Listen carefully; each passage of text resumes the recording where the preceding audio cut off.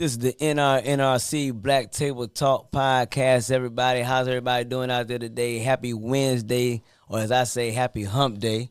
Today is May 15th, 2024, and we got a little special guest, man. Returning citizen who is a successful returning citizen. And he's going to get into his story and let us know what's the ups and downs of doing time and how he pressed through into what he's doing out here right now in the community. But we'll talk about that. I'm your host, Travis Register, and my co-host is Foster Sellers. And our special guest, please say your name. My name is Darryl Williams. A lot of my friends from back in the day remember me by the name of Black. Okay, Mr. Darryl Williams, a.k.a. back in the day, Black. How you doing today, bro? I'm good. I'm hanging in there, just maintaining. Yes. We're audio type broadcast, but they can see the video, man. You looking real fly. Yes, he does look fly. You know what I mean? Versace down to the socks, y'all. No, that ain't me. Well, let's jump right off into this thing, man. You're a native Washingtonian. Yes, sir. And I don't want to put your age out there, but you look good for your age. But you got to be, I'm a guess, maybe around 55. That's a very good guess. Oh, I'm good, y'all. Yeah, I'll put down there. You hit it right on. Well, where my stuffed animal at? That's what That's they do. right. Where his stuffed animal at? Okay, man. Darryl, man. You got a high profile case from back in the day in the 80s, and we know, as we said, you're a returning citizen. So, you mind shed a little light on that for us? Yes, sir.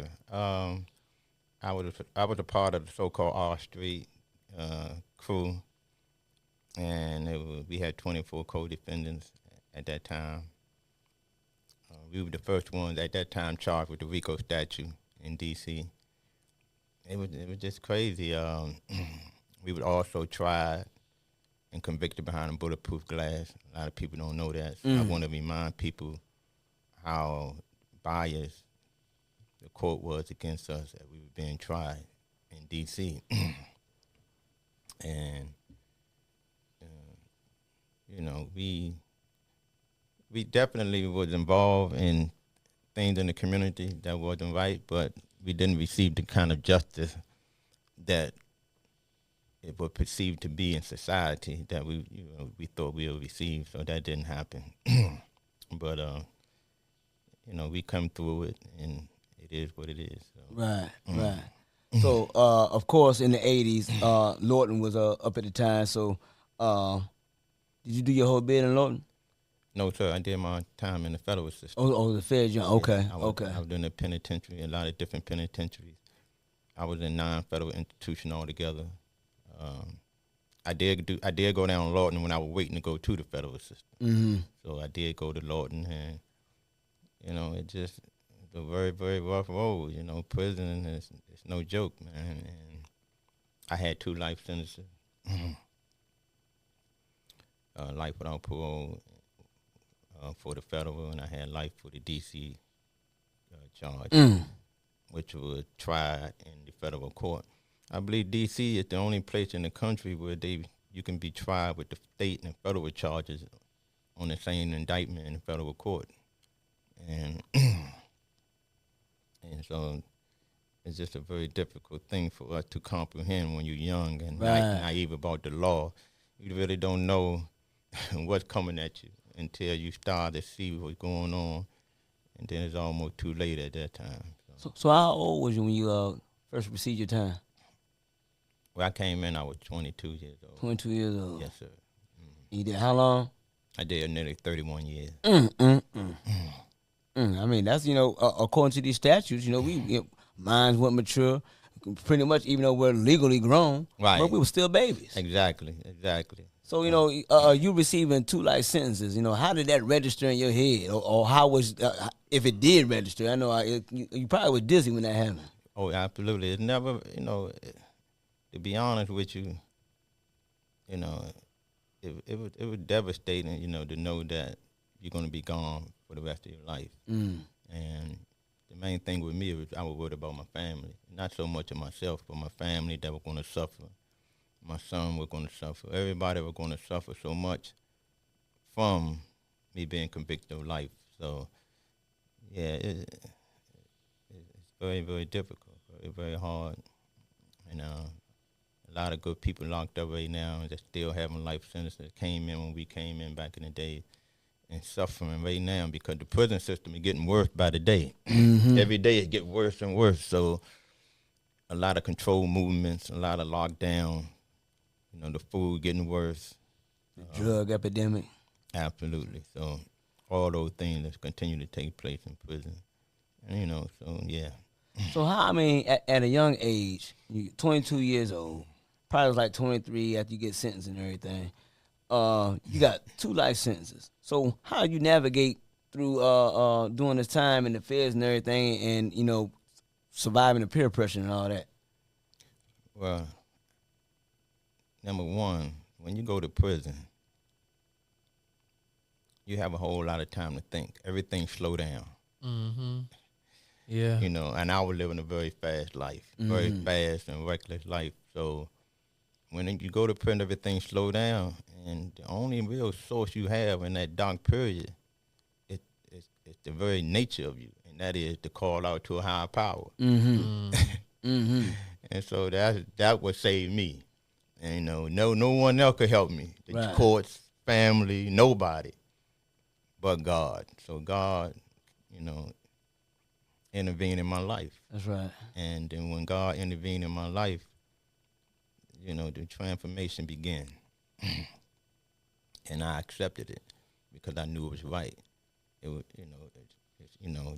it's like I said, it's a part of the very nature in the human being. So, and I began to, transform, take up a lot of courses, study courses, self-improvement courses, and particularly reading the scriptures, the Quran, the Bible. Those things really played a major role in my development from the streets life into a developed, mature, civilized human being. Yeah, I was gonna. It's funny you say that because I wanted to hear if you could paint the picture for us about your adolescence up until you were 22 before you went into the system, just to give the audience who's listening a little background about who you are, where you come from, your upbringing, and things like that. If you don't mind sharing. Yeah, I can talk a little bit about that. My mother, she was a great woman. It's 5 of us. She had 5 children. Okay. 4 boys and 1 girl. She did the best she could. I had a stepfather that raised us as a father. He did the best that he could. But when you in the community, when there's so little opportunity coming up, and the powerful force of the drug trade, and all these things that taking place in the community, and as a human being, you trying to live better than your parents live. So those things were right in front of us. I grew up around drugs and people hustling, whether it was drugs, boosting, gambling, robbing, stealing. All those things were right there in your face. So it was too difficult to escape. And then, the job opportunity and the things of that nature, and the poor quality of education that we were receiving didn't allow us to take advantage of, the thing that was, the right thing to do. So we fell right into it. But I had pretty much of a good, solid family coming up. They were very loving, kind, and it just circumstances. We just basically victims of circumstances that happened in our lives. Not that we were bad people. Right. That the culture that was created for us. That's right. Through the media, through the movies, through the music. Then you put all this drugs in the community where a person can make so much money at a young age. It's so hard to resist that. Right. Right. I mean, how can I resist making thousands of dollars a day, weeks, hundreds of thousands? You just can't resist that. It's difficult to resist that when you don't have guidance in your life. Hands on as you become an adult. You know how you become teenagers. you cling on to your periods. And then we can get together and we talk about what we want to do, and what we like to be, and what we want to have. And we know we can't get that, with regular job. So we had to do what we had to do Right. to survive. So that's all that was. I'm glad you shared that and painted that story of how you were basically fighting temptation as you were growing up until you said you were 22 and you went into the system. But for our listeners, it's very important that we know our history as far as what our communities were like, and the challenges that our brothers like yourself, Mr. Darryl, were faced with, and had resources had probably been in those communities, like you said, whether it was education or community-based programming through mentorship, or like guiding us through the process. Maybe things would have been different for people who grew up here in DC and communities like that, Yeah. where access to harm was readily available, as opposed to resources and guidance, like you said. So thank you for sharing that. Thank you. And it's we hear all the time, man. I mean, here it is. We're 2024, and you talking as a youngin. We talking about in the 80s. Yes, sir. Even in the 70s. You know what I mean? You actually born in the 60s, but it just goes to show that the city hasn't changed, man. It's still underserved communities, populations. When we're in areas where we can't really thrive, we gotta go above and beyond. Right. And but everything's just right there for us, to flourish a little bit and then get locked up. Right. And we're still talking about the same thing today. You talking about over 30 years ago. We talking about almost 40 years ago for you. Yes, sir. You know what I'm saying? And it's the same thing. Yes, sir. And so much, like you said, is still going on right to this day. I was really surprised to see some of the same things that even got worse, particularly in our community. In other parts of D.C., it have become very developed and very successful, and I applaud that. That's a good thing. But with particularly us, and when I came home, I was boots on the ground like I am right now, and I go into the community, and I talk to the people, and I see the devastation of the trauma, the drug addiction, the mental illnesses. Mm-hmm. I mean, it just breaks my heart, and to the extent and the level that it is on now. And so there's a lot of work need to be done with regard to that. A lot of people need help, and I just do the best that I can. I don't have a lot, whatever little bit that I can share, I'm willing to do that. Because my whole life, it ain't about me no more. My life now is for the people. I give my life to help the people. That's all I want to do for the rest of my life, is to help better the condition, particularly our people, but all people, because all people need a healing. We all need a healing. We need a mental and a spiritual healing to really get to the core of the problem that's taking place in our community. If we don't succumb to that kind of thinking and transformation, it's going to be very difficult to really bring about the necessary change that a lot of people are looking for. And they're going to start with people like myself, returning citizens that have been through it, came through it, all these difficult situations, difficult circumstances, that come together with a plan, what God gave us to bring about change in our community. A lot of our young people that are going in prison today, even when I went in, most of us, when we got there, and we all had a lot of time, most of us had life sentences. And as I mentioned earlier, everything slowed down when you go to prison. So a lot of them became involved with God one way or another. Some sort of faith, religion, most of them. Mm. So that's a testament right there that in the nature, somewhere in the nature of the human being, it's naturally of God. If we can continue to build on that, build each other up, stay focused on that, and come together and with the plan of God at the center. You can bring in the politicians and their views and their wisdom and their guidance that they have, but the core have to be God. because that's something that I think have been left out with a lot of these plans and ideas. And you can't be successful today without God. It's just not going to happen. Absolutely. All I was going to say was, we, like you said, Mr. Darryl, no one's coming to rescue us. No one's coming. Like, we have to be the change that we want to see. And I applaud you for saying that, because that's a huge point.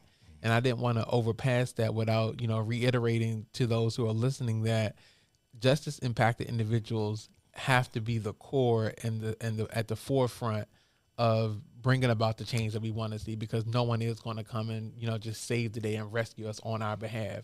We have the stories to tell, we have the testimony to live, and we have the fortitude to share with others what can be done and what can change. So I wanted to say that's a huge point, and I thank you for sharing that. Thank you.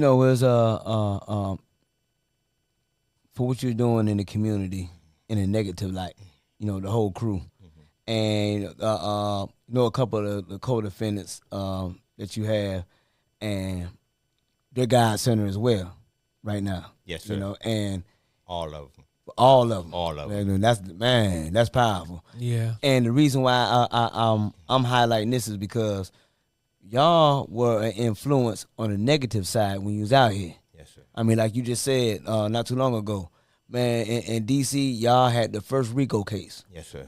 And because of that, it is monumental in a legal sense, not in a good sense, so to speak. But y'all did y'all time. Y'all thought y'all weren't coming home, but because y'all allowed to be God to be first in y'all life, yes, sir. He transformed y'all. He said, "Okay, now I'm gonna let you out, and you're gonna be a positive influence in the communities." Yes, sir. Because y'all, I mean, whether we like to recognize it or not, but y'all like hood celebrities. When you mention our street, oh man, y'all the ones, man, y'all was flooding the streets with the, this and this and that. Yes. Here it is now. You're mature. Thank you. Everybody always remember how you was before you first came, before you went in. Yes, sir. And they won't remember Black. They won't remember Greg. They won't remember all them, that was out there and how y'all was slinging. But y'all are mature. Y'all been transformed. Yes, so you want to. This is y'all community. This is y'all home. And the way you tore it down, now you want to build it up. Yes, sir. And I salute you. And everybody else. That's when you went in, because you said when time slows down. Yes.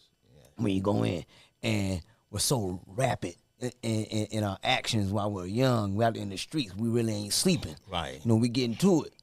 You know what I'm saying? How you say back in the day, man, we were pumping. Yes, sir. Absolutely. But here now, you so calm now.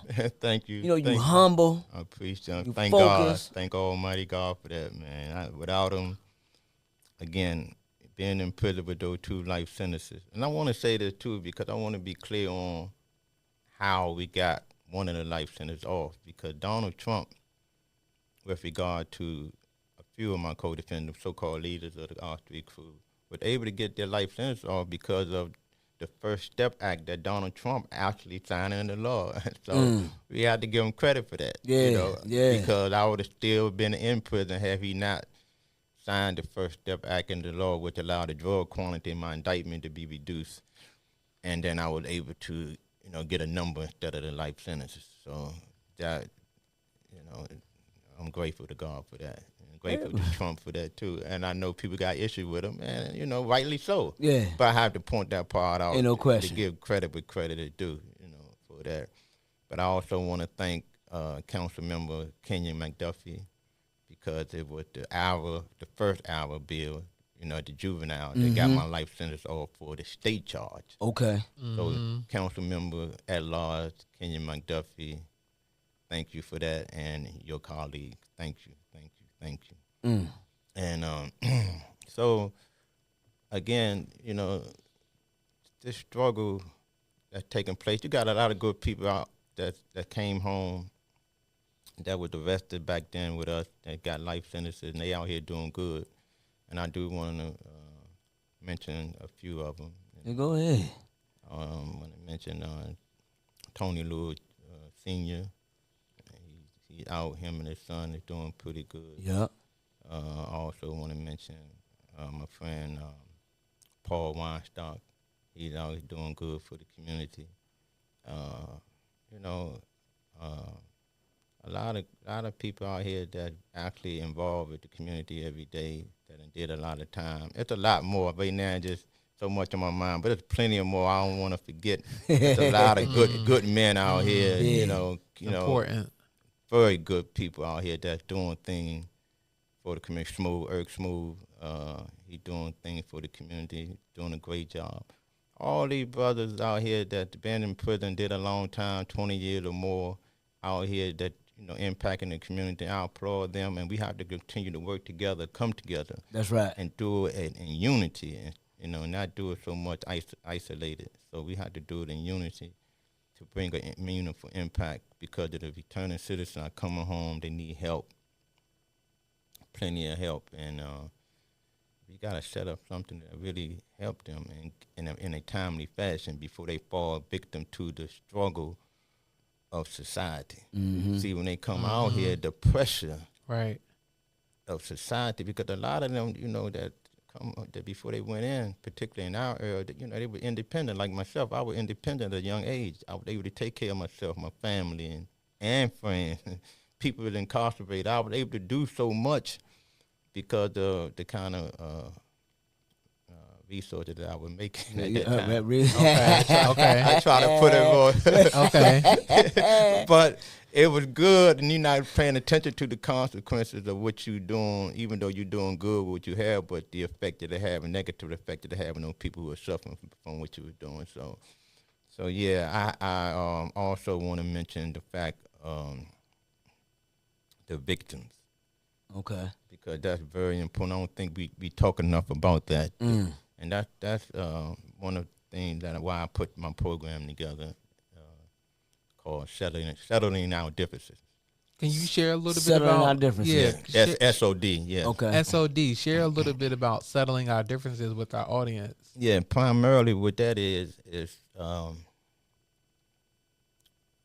it primarily focused on the victim that was in their family that was impacted by our wrongdoing when we was in our ignorance, and try to bring about some sort of reconciliation with the family, the victim's family, and it's a process. It's a redemption type process and principle involved in order to bring that about, which I have, and and then asking the government to help us, of DC, to help us, not resources for the individual, but help with the resources for the victim, in terms of the type of thing that they, for instance, in my situation, a person lost their life, and their family suffered behind that. Right. And when you're young and wild and crazy like I was, you don't think about nobody else. You don't Right. think about nobody else's feelings. You don't think about their pain and what they're going through. Only thing you worrying about is yourself. Right. But when you mature and you develop in the way of God, He opened your heart up. Yeah. He allowed you to see. You wake up. It's like a resurrection, if you will, but it's a real mental and spiritual thing. So that's what happened with me. And so I feel for the family and their pain, and I want to be able to, really get with them, and really talk about how much I'm deeply, deeply sorry for my action. How's that been going so far? Right. Well, right now it's in the early stage, because I'm still trying to put certain things in place before I actually implement it fully, because the plan is to have the necessary resources to also help relieve some of that pain. Like a person go to court, and he go to prison and he innocent for the crime, and the government, offer resources for him Right. for that. Right. That kind of like what we want to do with the victim. I think they deserve that. I don't have it. If I had the resource that I had when I was young doing what I do, I'd give it right to them right now. Wouldn't waste no Absolutely. time. I put it right in their hand. I'm really deeply remorseful for my action. It speaks volumes, like you said, being remorseful for your actions, because when justice impacted individuals are leading the charge with the victims that they've created some type of offense against, it's going to have it's like a dropping a rock in a pond. It's going to have a ripple effect, because people are going to hear that and say, wow, reconciliation has taken place. Yes, restoration has come. You know what I mean? And it's very wise for our listeners to be hearing this kind of conversation around what justice impacted individuals should be doing as far as leading that charge. Yes, sir. And that's one reason I want to, rally the troops, the men, the people like-minded that want to make real correction of their action with the community. Because even right now, there's issues. There's so many issues in our community. So many people right now don't even want to speak to each other for something that wasn't done to them even physically. It's just maybe because someone said something or someone misperceived. And there's so much misunderstanding, people talking about people. We got to reconcile our differences on all levels. We do. Because if we can't sit down and reconcile our differences, how are we going to really be able to help others? Right. If I'm not speaking to you for some reason, then we need to sit down and find out why the anger is there, the disappointment is there, the frustration is there about you or me. And then let's see how we point out the facts, the truth of the matter, and let's see how we can reconcile it. And then if you point out that I'm wrong, then I have to accept that. Then now I got to say, okay, now let me see how I can correct that and move forward and don't do that again. You see? So there have to be constant dialogue, and that's the kind of panel of people, a group of people I want to put together with the Settling Our Differences program, because I think that kind of approach is different. Definitely. It's something bold. It takes courage. It takes courage to accept when you're wrong. Absolutely. It's very difficult for people to admit that, even though when the fact is presented, and and we come up with all kinds of excuses to reject it, but we have to just be humble, and thank God for the blessing that we do have, and I don't want to be at all with you about nothing. Right. We family, we right, brothers. Right. Yeah. I mean, if I did something to you, point it out to me, brother. Right. But do it respectfully. And then it's like, you know what? Because the law is, and we all can relate to this, it's very universal. You do unto others as you would want done unto you. That's right. And then if you can think like that on a daily basis, then we'll be very careful how we offend and treat people. Yeah. So I try to keep that in mind. So again, I give thanks to God for that. There's a lot of like we always said, there's a rack of men coming home from prison. Yes, sir. And done 20 or better, some 30s, like in your case. But when we was in the feds or wherever we was at, down Lord and wherever we was at, there's a code of conduct, man. Respect, man. Yes, sir. You don't cross that line. That's right. And if you do cross the line, okay, it's a possibility that, man, we can go and handle that. We can go in the cell and put the work in, but in the feds is a different thing. It's DC against, this car and that car. So you come together because we don't want no mess on the yard. Right. Man, we want to come out here. We want to big, get to our money, get to our family, get to our business, whatever the case may be. But you talk it out. Yes, sir. There you go. And here we are now out here. Right. And the same thing apply. Right. Man, we ain't got the beef because, man, you heard something wild about me and you ain't like it. Right. Okay, let's come together and talk about what the facts were. Exactly. And where the misunderstanding was at. Thank you. And we ain't gone. And you said earlier, there's a whole bunch out here that's in the communities and we doing good. We have to come together because we had the same thing in mind. Yes, sir. Mr. Stewart talks about, and that's our CEO of our organization. He said there's a lot of nonprofits out here and they're doing reentry work. But we scattered abroad. Yes. If we come together, when we get more work done. Absolutely. But when you got a little fire here, you got a little fire there, okay, it's burning a little bit, but not the way it's supposed to. Right. But us men coming together out here and going to the communities, you said come together. Yes, sir. oh man, we'll be a force to be reckoned with. Absolutely. You know, Absolutely.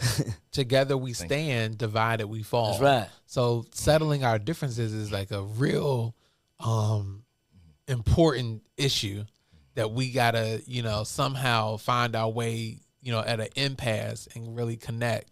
Because we walk past people all the time that, you know, we have biases or stigmas against, whether they're homeless or reentry or, you know, the person outside talking to themselves, having mental health issues. And it just keeps us apart. It doesn't bring us together. So, Darryl, what you're talking about is it needs to be a motto that we all kind of live by. And it's like you said, it starts in our hearts. It starts with God, as you brought up. And these things will, you know, hopefully bring about change. And, you know, working with politicians and nonprofits, as you were saying, Mr. Register, and community-based organizations, they're part of this dream too. We can't do it by ourselves, but we can at least, you know, start the movement. And wonderful. Thank you know, both of you all for your comments on that. And I want to say this as well, because as we're talking about what we're talking about with regard to settling our differences, anyone who ever did anything or trespass against me in any kind of way, I have no issue with you. You know, I have to look at myself, the thing that I've done. And so I can't hold anything against you. I forgive you, whatever pain you caused me in my life. Because if God can forgive me for the thing that I have done, then how can I not forgive those who have done things to me? That's right. And so that right there, you know, there's nothing more important than life itself.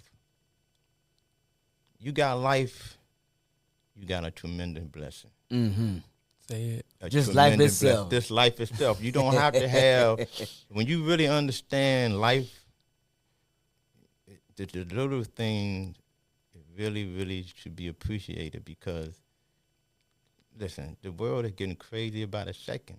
People are going away from here, the conflict, the trauma, the anger, and it ain't enough love. It ain't love that come from us, but it got to be the love that comes from the source of love, God himself. That's right. If we don't incorporate that into our struggle and our plans of action, then, you know, we still going to continue to repeat it over and over there, and you see why we're not getting the kind of result we should be getting, because somewhere we missing a piece of that puzzle, and it's the major piece. I'm not a chess player, you know, even though I did all that time in prison.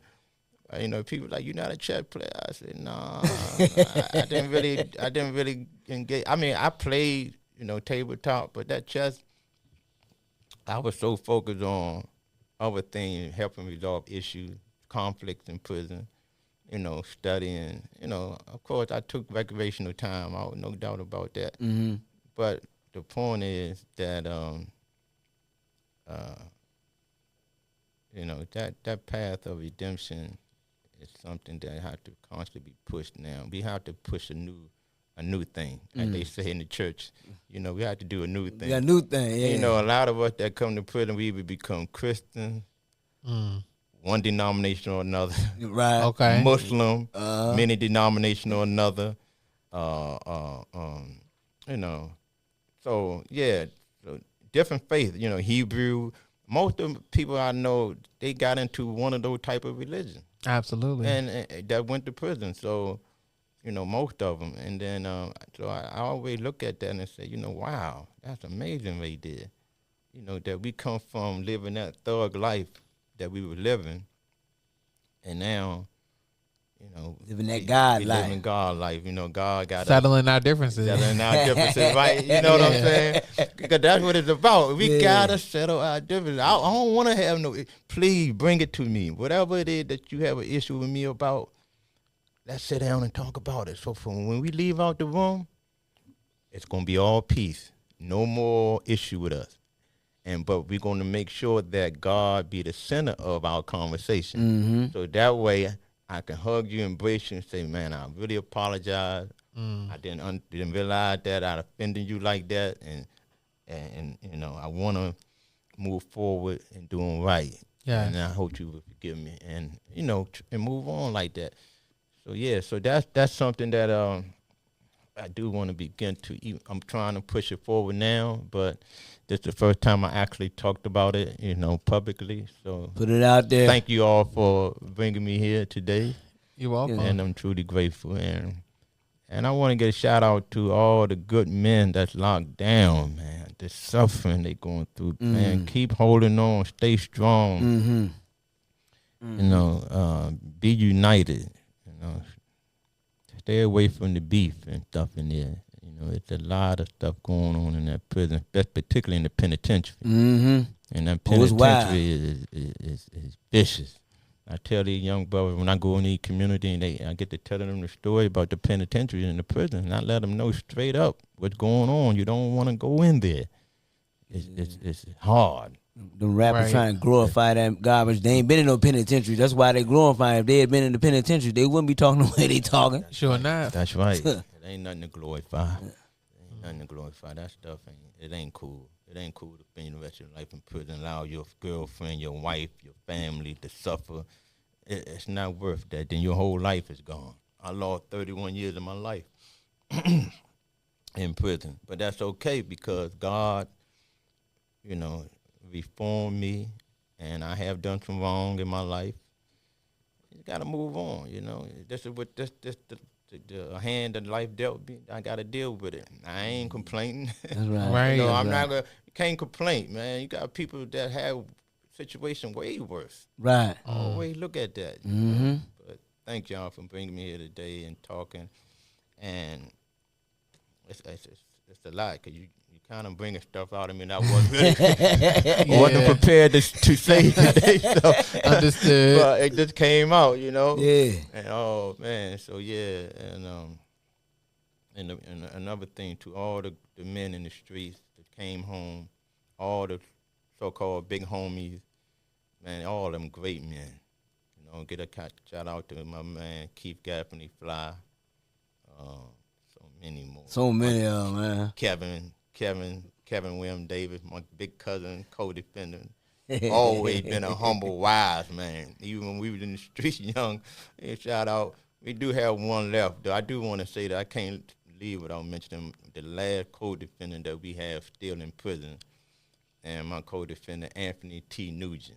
And he the only one left, man. And we waiting on him to come home now, but the judge, you know, they're sitting on his motion, and so we just praying that he get out soon. Stay in the fight, Ant. Stay in the fight. That's right.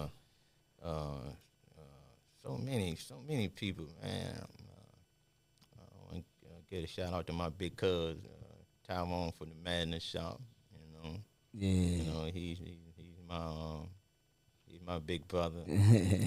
Yeah, no question about that. But all the good men. I don't want to leave No, nobody it's out. cool. Go I ahead. was just gonna say that it's important that we love on each other like you're doing. You know what I mean? Like we take the time while people are still here with us, breathing Right. and seeing the world and hearing things that you know can inspire and encourage them. So yeah, well, let's love on each other. Yes, sir. Yes, sir. Yes, I mean, sir. those the black men got to do that more. Yes, sir.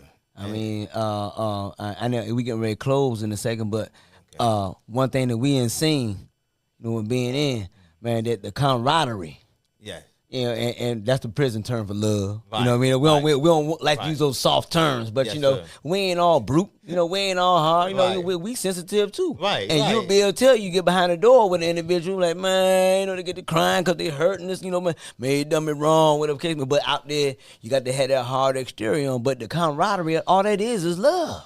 And let me say that I'm glad you mentioned that because just because you become wise don't make you weak. Don't. Don't make you Oh, weak. man. It don't make you weak. In fact, it actually makes you stronger. Mm-hmm. You know, because it's a lot that you have to deal with that comes with it. But you can be right and be strong. That's right. And be a man and stand on the principle. Mm-hmm. So don't get that. Don't get that Don't twisted. get that confused. So you can be that young brothers out there. Y'all can you turn that thing around. You have the ability, you have the knowledge, you have the capability to do anything you want to do, but turn it around and make it something productive. Make it good for the community, the people, where you can impact the world, man. You can impact the world, and that's what we have to let our young people know. They have the ability to do anything they want to do, but they just need guidance to turn that thing around and open their eyes up a little bit, and and come together and like build our community and make it a peaceful, safe community, so we all can live in peace together. And that's what it's about. At least that's how I look at it, anyway. Darryl, you've been busy, man. I know we've been reaching out to you since February.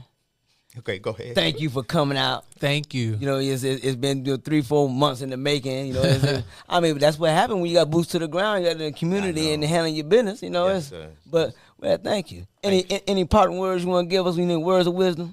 Oh, wow.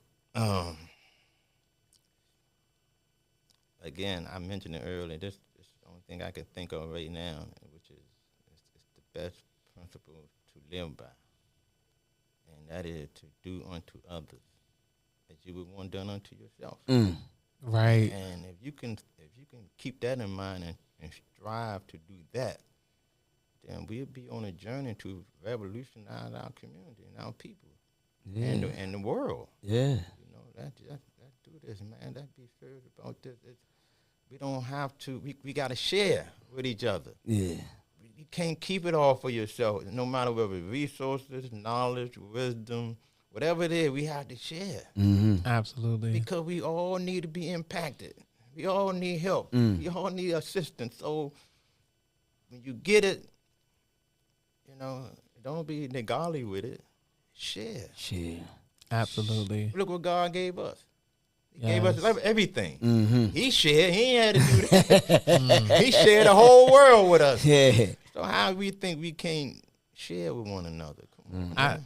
I was just going to say, Thank you. Personally, I want to thank you, Mr. Williams, for coming on our podcast today. You have been a breath of fresh air and, speaking truth to power. And I want to say thank you for that. Thank you, Travis.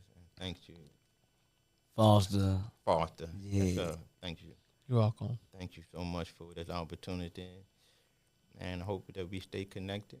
Oh, yeah. I hope we continue this movement. And I'll be happy to come back. And Share the progress. anytime. Share the progress. That's what it's all about. That's right. The future is bright with SOD settling our differences. Yeah. Our differences. Yes, sir. That's what it's all about now. Let's move forward. Let's stay united. Let's help each other. Let's assist one another. Let's love one another. And bring that positive energy and that peace. That's what we need so much out here in society. And we got to bring it to the people, man. They looking for good, strong, trustworthy leadership that have the love for them, regardless of their circumstances, regardless of what they've been through, regardless of what they're doing. We got to stop being judgmental. Stop judging people. We don't need to be doing all that. Listen, I can't judge nobody. I mean, you look at my life, the thing that they know about and some of the things that they don't know about. Right. So I have to be honest with myself. So you can't get nowhere unless you're honest with yourself. That's right. You see, that's what I had to do. I went into what you call a thorough inner battle, if you will. And so, thank you. So You're welcome. This is the NRC Black Table Talk Podcast, y'all. And this is the SOD, Settling Our Differences with the GOD. We talking about God, y'all. And like we always say, we may be signing out, but we never signing off because there's always work to be done. Boots to the ground, y'all. Hey, y'all do good.